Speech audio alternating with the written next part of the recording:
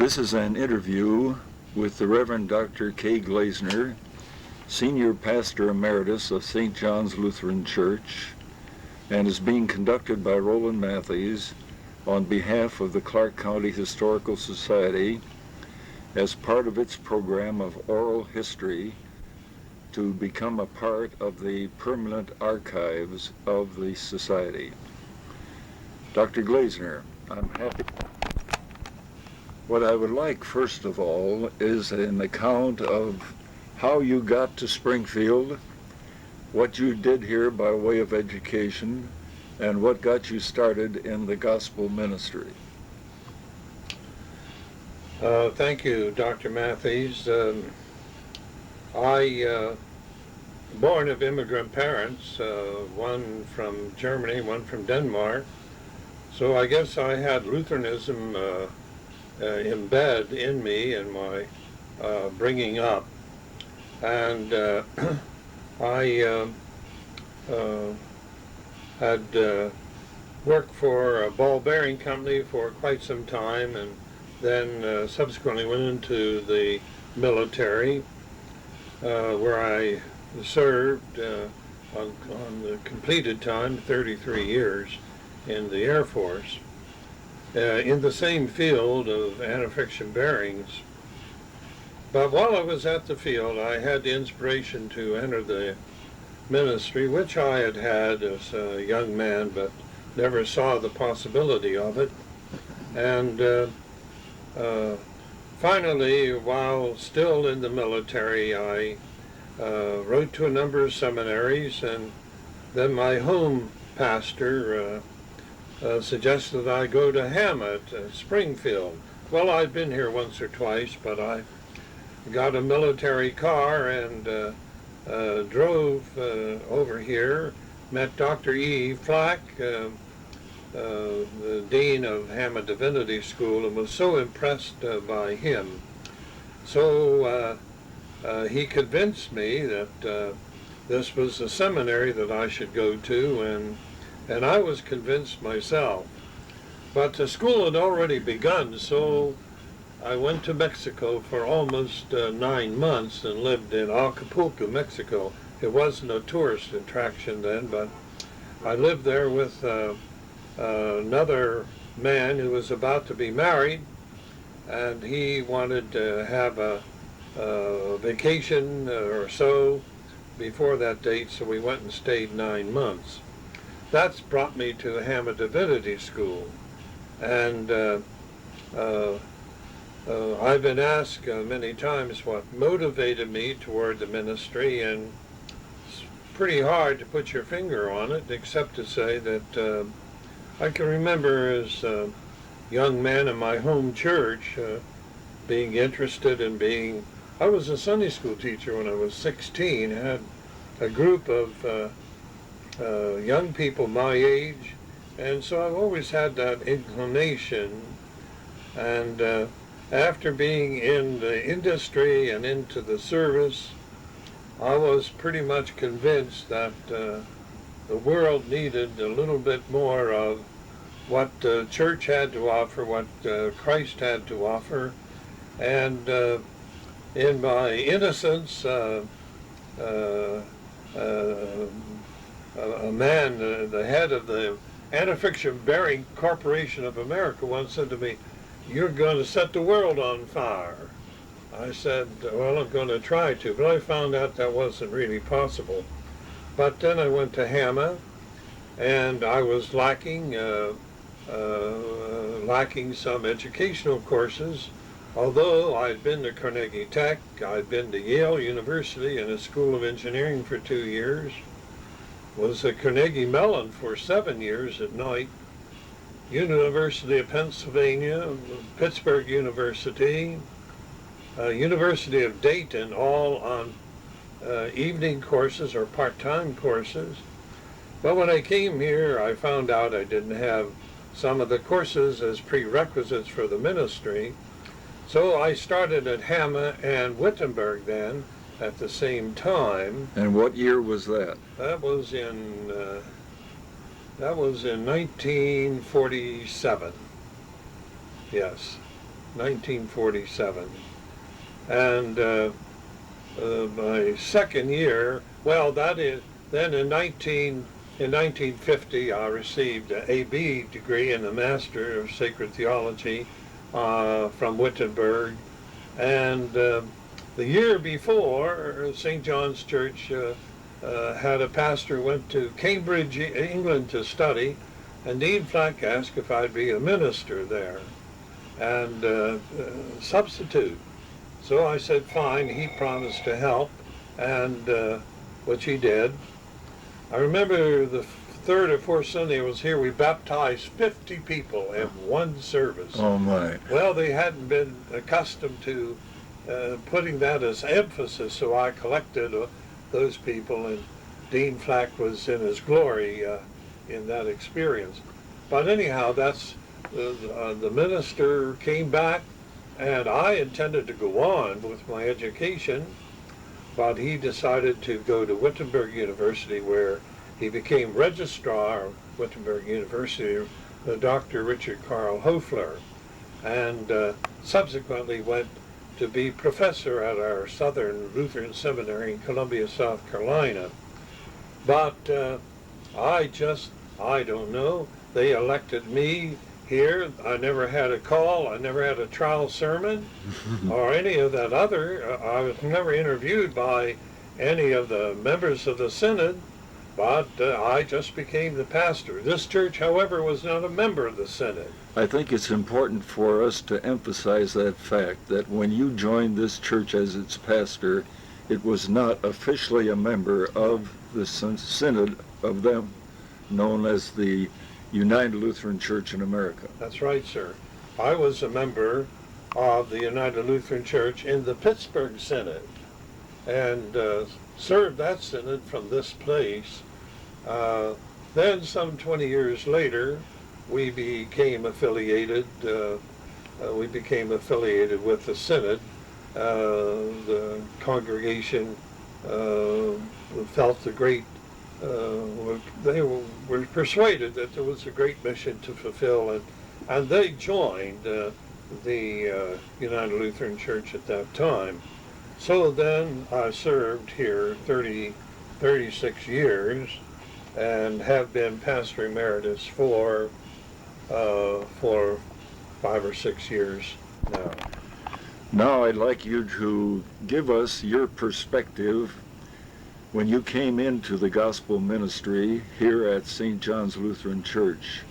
What was your impression of Lutheranism in Clark County? Well, Dr. Matthies, I you know, a young man, I was just out of the service and very eager about the ministry, and I came to Springfield, and my first impression was there were 10 or more churches, Lutheran churches in the Clark County area at that time, and I might say that in the 4 years I was in the seminary and college, that I never missed a Sunday preaching. Now, some of it was in Cincinnati and Indiana and so forth and so on. But I preached in quite a few of the churches here as a young seminarian, and my impression was this is really a town of people who have been rooted in the Lutheran Church and Lutheran theology. It was kind of strange that I'd wind up in a church that had some of its roots in Lutheranism, was called St. Johannes Evangelische Lutherische Kirche, but had been a Reformed church for almost 30 years during the ministry of the late Dr. Paul Pfeiffer. So my first impression of Lutheranism in Springfield came to me through the Lutheran Intermission Society. Oh, yes. Dr. Fred Hines and Matthies Swearingen encouraged me as a volunteer to work in the county jail and to do some work in nursing home, the latter which was Matthies Swearingen's assignment. So I worked in that jail for a time in the ministry, and when my first 10 years of ministry here at St. John's, I continued in the jail.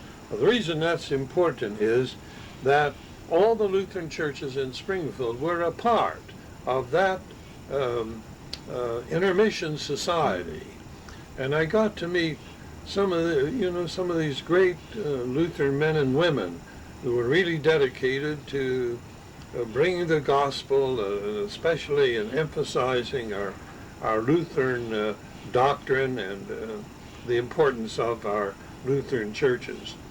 And during that time, Dr. Matthies, great leaders in our community, in my opinion, I won't say great leaders, but many of the leaders of Clark County in that time were Lutheran. Mm-hmm. They participated in the Lutheran Church activity and helped to direct it so that Lutheranism was something to behold in the eyes of a young captain out of the service. Now, in addition to this, a great influence in my ministry about the Lutheran Church was through a man by the name of Dr. Edgar Rees-Tallis. Yeah. His office wasn't far from my church at St. John's after I came here, and I had many sessions with him as a young man before I was ordained, and afterward. And I think at that time he was president of the World Council of Luther World Federation. He had retired from Wittenberg. Yes, he had In retired. 1949. Aha. See, I came here in September of 1948. Mm-hmm. So it was just, but I had been in school before that, And what a great figure in Lutheranism. And I felt, man, if I know Dr. Tallis, I really have a great influence in my life. And he was. I worked under him for 6 years. Yeah, my goodness. So you know what I'm speaking. And then, down through the years, seeing the Lutheran Church in Springfield, working in the respective churches to carry out the word, it was always inspirational. It's still inspirational to me. I think one of the inspirational persons you mentioned, and I'd like to get more about her, is Miss Maisie. Oh my. I have nothing on record about Miss Maisie yet, and I hope you can give us some. Oh my. Maisie Swearingen, never been married, born and raised in Springfield. She had a little house, duplex over near Wittenberg University, and part of her work was training our seminarians on sort of on-the-job training, like we have the CPE for our young ministers today. Well, she had the whole curriculum, and she'd take seminarians under her belt and take them to the nursing homes and to hospitals, train them how to visit the sick, and so forth. Maisie was really the Lutheran Intermission Society. I don't think she got paid hardly anything. She lived on a poverty level because her life was so sacrificial and so dedicated, and the people in nursing homes and the hospitals were touched by her ministry.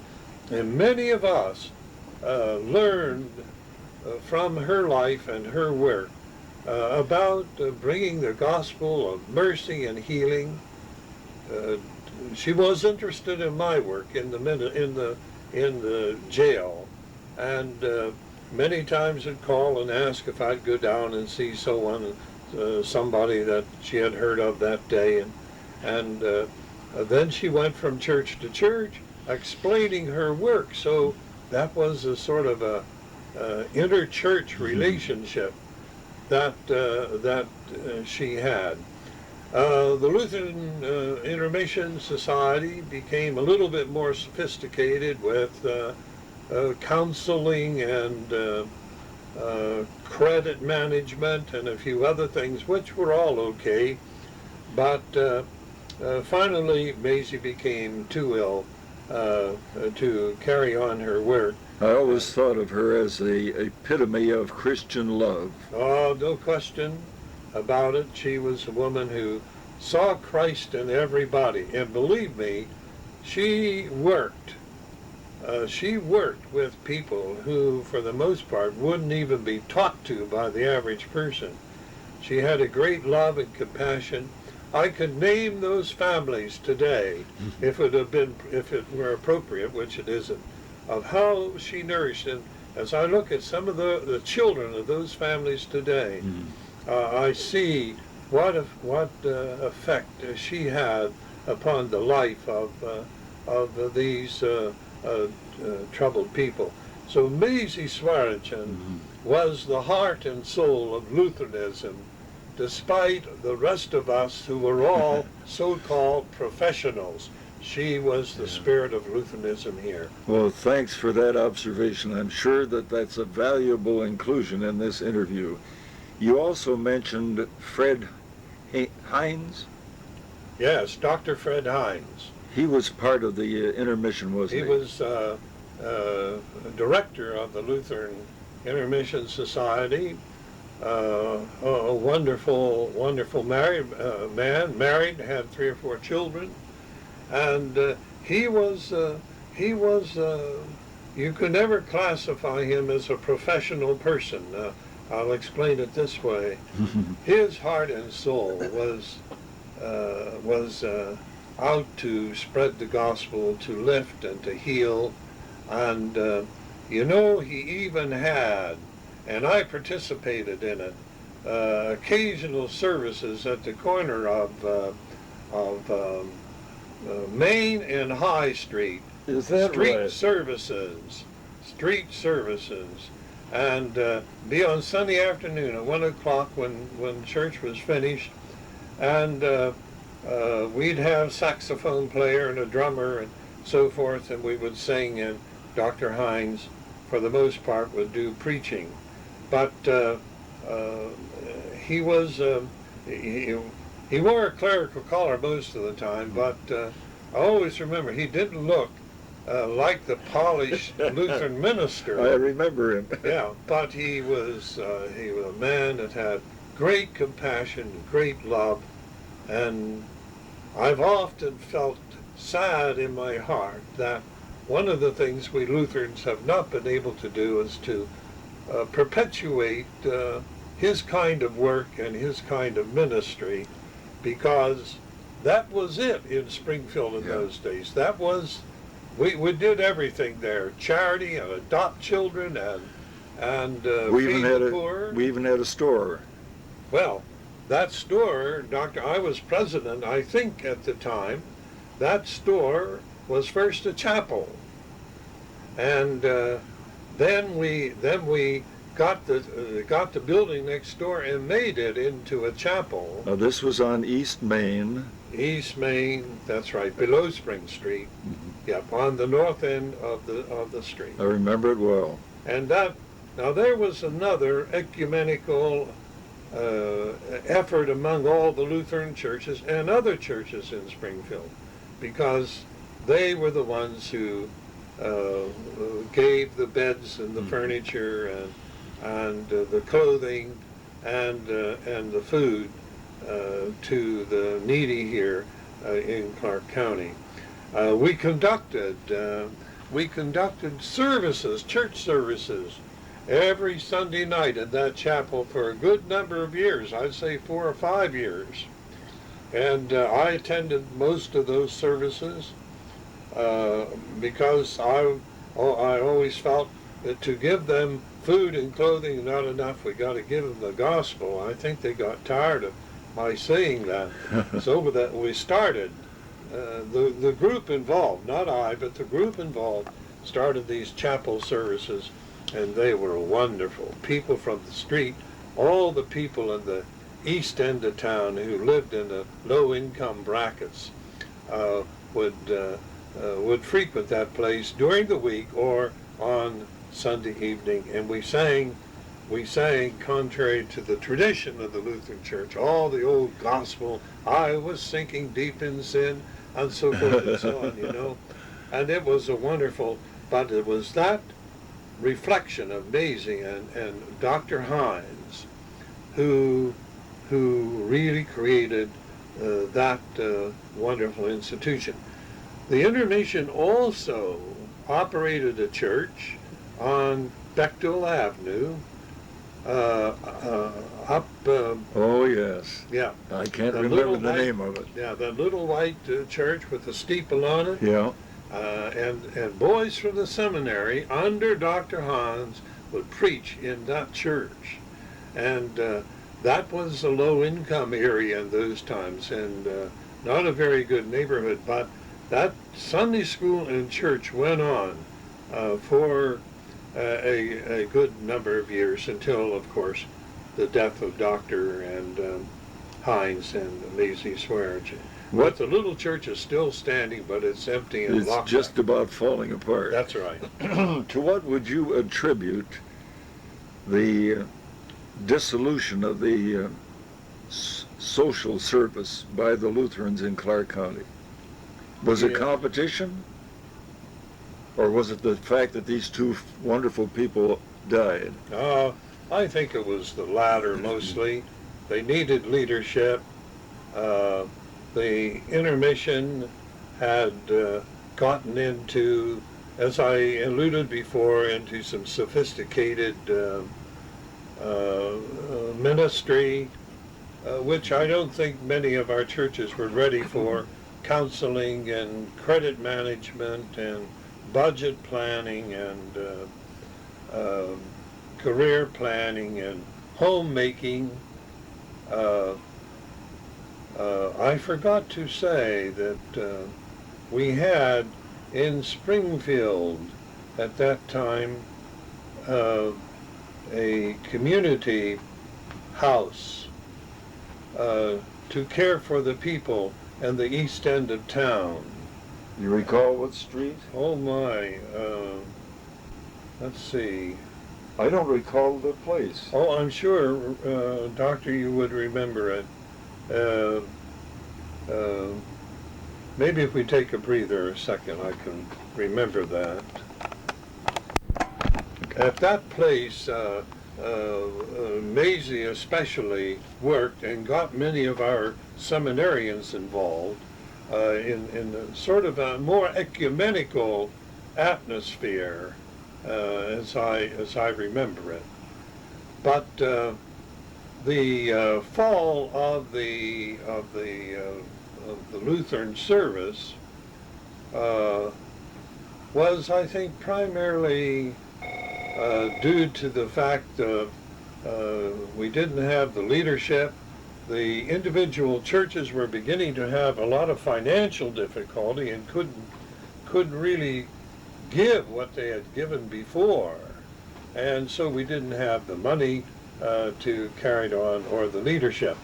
But I have to say this, that during that time there was a big effort on some of our parts to join the Miami Valley Social Services. That wasn't their name in those days, but Dr. Stoneburner, who was the founder of the work down there in Bethany Village, was a friend of mine and others here in Springfield, and we tried to tie into their services. But that didn't happen either. And then at a given meeting, when money had gotten so low and the building we were living in was condemned, it needed repairs and so forth, they decided to disband.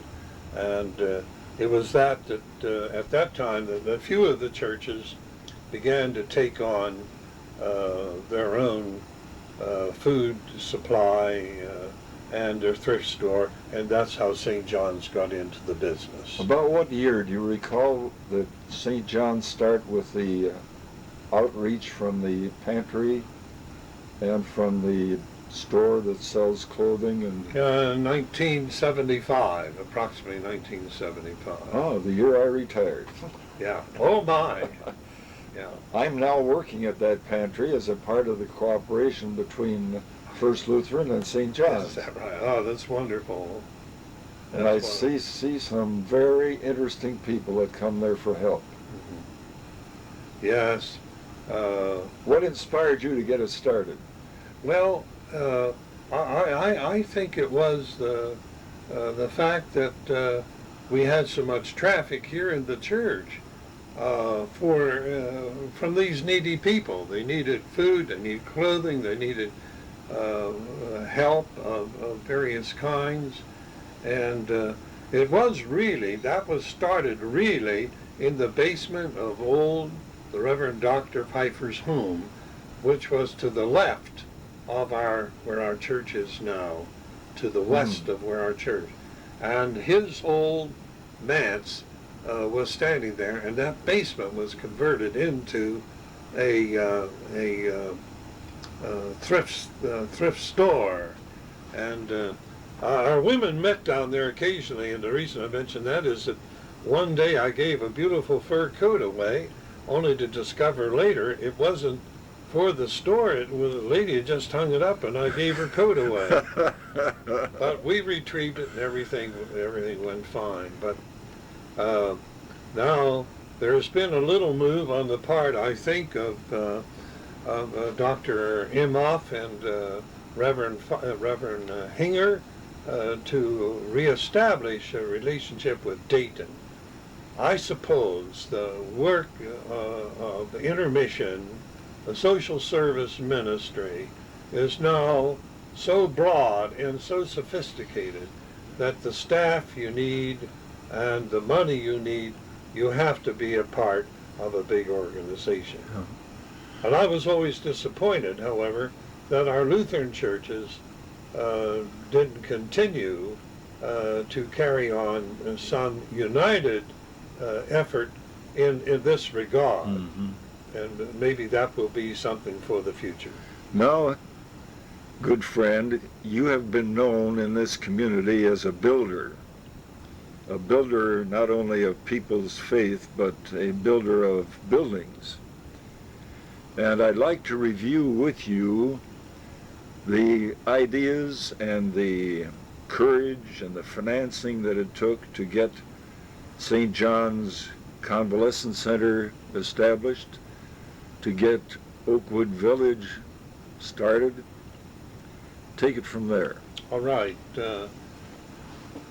Of course, when you're called the founder of an organization and you get the accolade for that, I always remind people it takes 200 people behind you so that you can get the credit. And I'm sure of that. And it was so with our church, St. John's Church. There was an innate desire when I came to this church to build a retirement center, not a nursing home, but a retirement center. But it never came to pass. We had certain ideas about where it should be built and so forth, but never came to pass. But we'll continue the ministry in these nursing homes. As a matter of fact, I think we had maybe a list of 200 plus or minus people in nursing homes in Clark County and Champaign County, and our church seemed to want to minister to those people, whether it was in my influence, but I think there was an innate desire, because many of our people of St. John's, having come here in the old days from the old country, they saw themselves getting older, and they saw the need for more work to be done with the elderly. Let me hold it. Okay. The nursing homes in those days, and I always have to be careful not to cast aspersion upon them. We're talking 25, 30, 50 years ago, when a nursing home was an old house on an old street where patients were taken care of with custodial care, many of them good care, but custodial care, and maybe 4 women in the living room, 4 in the dining room. Those that could walk a little were put upstairs, and you might have in one old home maybe 20 patients. And that continued, and as time went on, it became more and more apparent that we needed a place where people could get more medical help in their old age. And if we couldn't do anything to help them, that they should die with a certain dignity about it. Certainly, they shouldn't just have to lie like a vegetable for the rest of their life. So I became really interested in that sort of thing. And one night in July 1972, I came to my church board here and announced my interest in creating something like that. And they said, well, how much will it cost? I said, well, probably about $10 million. Well, I was exaggerating quite a bit, but I remember one of my great co-workers in those days, William Baldenhofer, who was part owner of Thompson Grinder, said, did I hear Pastor say 10 million? He said, where's he going to get it? Well, they said, we don't know where he's going to get it. But anyhow, I had begun to develop an endowment fund here at the church. And through the influence of Clarence Stoughton, who was great for that sort of thing, and we had an insurance policies and all the works of annuities, what have you, and I collected a lot of old properties and had people will them to us or give them to us in annuities. We're still paying on those annuities, incidentally. We own a number of properties all through the county here. But as those annuities expired, we received the funding, and then we'd sell the building, put it in to the endowment fund. But my real secret desire was to build the nursing home across from St. John's Church, the corner of Wittenberg and Columbia, on the north corner. And so we owned those properties. As a matter of fact, at one time we owned the whole block. And thought that would be the place for the nursing home, close to the church, and to be a ministry for the church. And so while we were negotiating that, the Sisters of Mercy, Sister Lindemann in particular was the CEO of Mercy Hospital, said, we have a nursing home on McCrite Avenue, the former IFF building there. It was an orphan home previously, and the sisters took it over, and it became a nursing home. Well, everyone knew, including the sisters, that it was going to be condemned because it didn't meet fire regulations or anything, but it was a great caring place. And so they propositioned our church that they would give us some 7.1 acres of ground if we would do two things: tear down the building, which cost $50,000 to do, and secondly, take all of their patients from their nursing home and care for them, which we agreed to do. And incidentally, we never paid that $50,000 until about 10 years later. But instead of having interest to pay, the man gave us $5,000 gift from that. It was a Low and Dick company. You perhaps have heard of Low and Dick, a Catholic company, and a friend of mine through mental health. But that's how we got up to that property up on McCrite Avenue between Pythian and Fountain Avenue. 7.1 acres, was a choice area next to the hospital, beautiful grounds, and out of the industrial commercial area of the city. And so we set up office here at St. John's, became a corporation, and began to work on the project of building. I must say we had no money at all. We started out from scratch, calling on people with the help of Don Bishop, who played a very major role in our financial drive, another man by the name of Bill Roof, a banker in town. And we got a company in St. Louis to help organize the project, to direct the project. And they were a fine firm, a little bit too sophisticated for us. And later we broke away from them and went on our own through the HUD process of the government. And so we got our own contractor, and through HUD we then built St. John's Nursing Home, housed 150 patients, and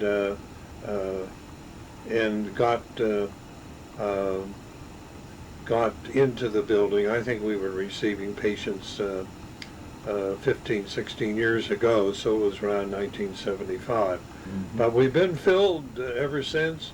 Now we've become rather sophisticated because we usually take only the more subacute patients than just the custodial care patients.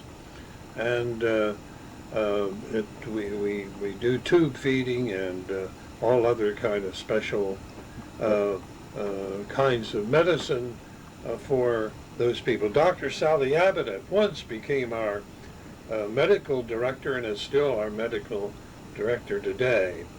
So the building was built, we raised funds. St. John's Lutheran Church floated a letter of credit for $50,000, which gave us some equity to begin with, and from the banks.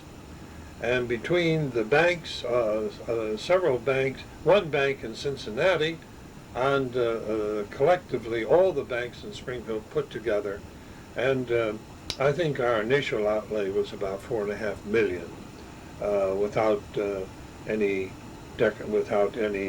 equipment inside. But I say it has been a wonderful blessing to Springfield and to Clark County.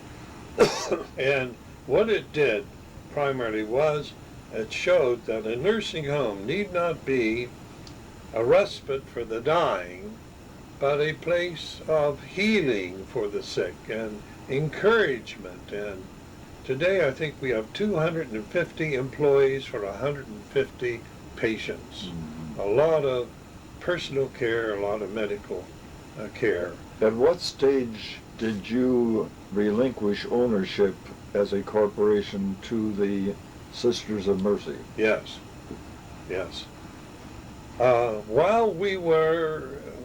After we had begun our work at St. John's Center, it became inevitable that we had to do more than just have a nursing home. We had to provide a place for people who didn't need nursing home, but their homes were too big. They needed a rest from the care of their homes and their families. Many of them were left alone, and so the whole idea of a retirement center came in. Well, that was a difficult thing, because we had just come through all this financing with HUD and with our own people, and now here we come with a some $20 million project. And that was all your fault. Yeah, it was. When the bad things were my fault. Yeah, that's right. But we started to work on that, and I might say at the same time, we were planning to build an adult daycare center, which is happening right today. We are on a fund drive to build a $1 million daycare center next to St. John's, so that people can come from their home to the center and back to their home at night. That's modern history. That's happening today.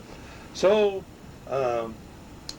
we started. We got our architects and building people lined up. We designed the building as to what we thought it should be. We obtained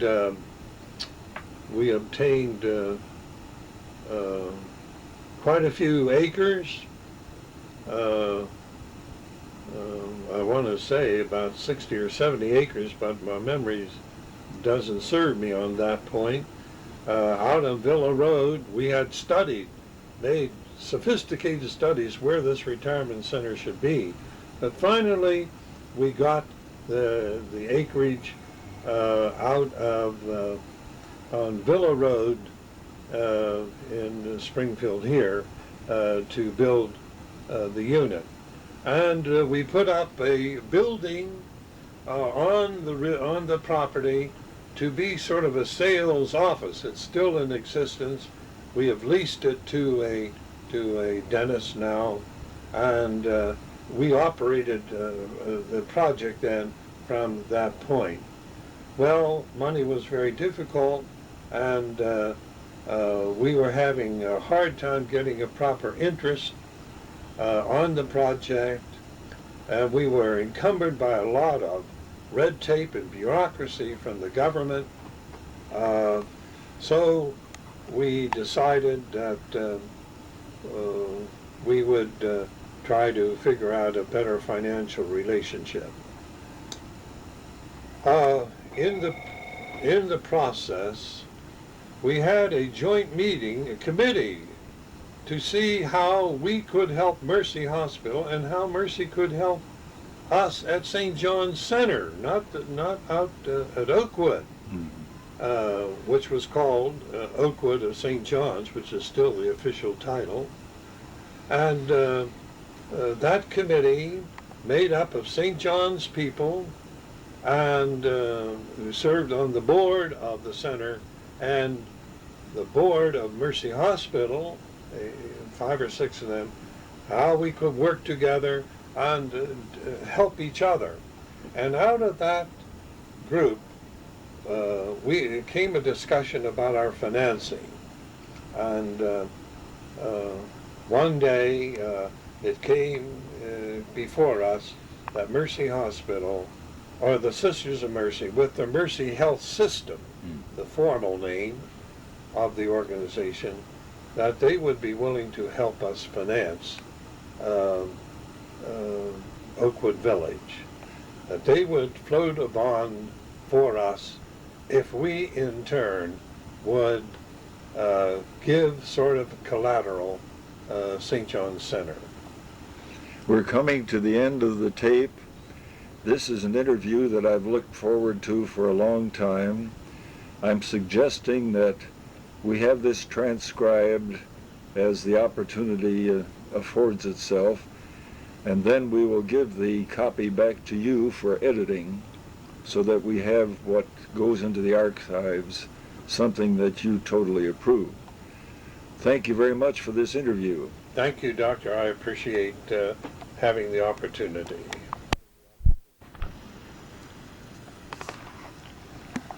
Testing. This is a test. Testing. This is a test.